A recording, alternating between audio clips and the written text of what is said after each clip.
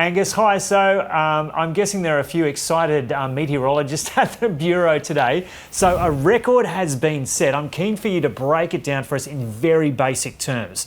So first off, set out for us what a high pressure system is and what do hectopascals measure.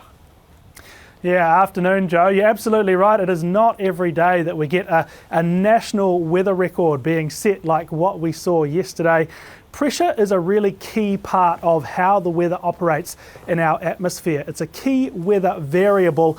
It's not like some other things like temperature or wind speed where you can feel it very strongly down at the surface. Pressure is a bit more subtle. You don't feel it in any individual location, but pressure really plays an influence when you look at it over a much broader region, the size of a state or even half the size of the country. So a region of high pressure is a weather system. But we often think of weather systems as bringing bad weather, nasty weather, winds, rain, snow, big waves. But a high pressure system is sort of the opposite of that. It's a region where we're going to see settled weather, calm weather, relaxed winds, often clear skies and sunshine, although high pressure can bring us really cold temperatures and it can bring foggy and frosty conditions overnight and through the mornings. And hectopascals are the measure, that's the unit of how we measure pressure. And the record that was set yesterday was the highest ever reading of hectopascals anywhere in Australia at any time of year, and that's a pretty significant record because we have hundreds of weather stations that are monitoring this pressure level, this pressure reading every hour of the day, every day of the year, and this was the highest. It beat the previous record that was set in 1967, also down in Tasmania, so a very significant weather observation. It was 10 a.m. yesterday morning at Ouse in the southern inland of Tasmania where we saw that reading, which for those playing at home was 1044.4 hectopascals. Good stuff. And so was that at the core of this high pressure system?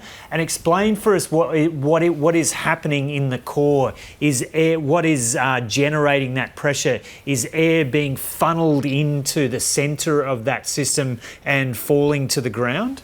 Yeah, absolutely. The key, I suppose, the main thing that makes a high pressure area is that there's lots of air, you imagine, in a single column. One way of thinking about pressure at the surface is it's a measure of how much air is directly above a certain point if you were to just vertically go straight upwards through the atmosphere. And the reason that there's so much air over Tasmania at the moment under this high pressure area is all to do with sinking. There's a broad downwards motion throughout the atmosphere. We don't feel that at the surface. It's all happening above our heads, perhaps between about 2 kilometres and 10 kilometres above Tasmania at the moment. There's lots of sinking air slowly falling or settling on towards Tasmania, and one of the effects of this sinking air is it suppresses any development of cloud and showers and rain and thunderstorms, all of which would like to move upwards in the atmosphere. When we have high pressure, when we have sinking, none of that can occur, and that's the primary reason why high pressure tends to bring dry, settled and clear days. And so are there any other factors influencing the intensity and the movement of this high? Yeah, a couple of other factors certainly influencing the intensity. One of those is just the time of year. We do typically see our most powerful high pressure areas in the winter months when the atmosphere is slightly cooler. That can contribute to these higher pressure readings. And there's also a big low pressure area, which is the opposite of a high, out towards New Zealand, bringing lots of nasty weather out there.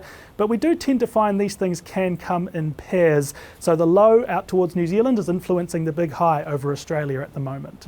And what's the expected movement of this high over the coming days?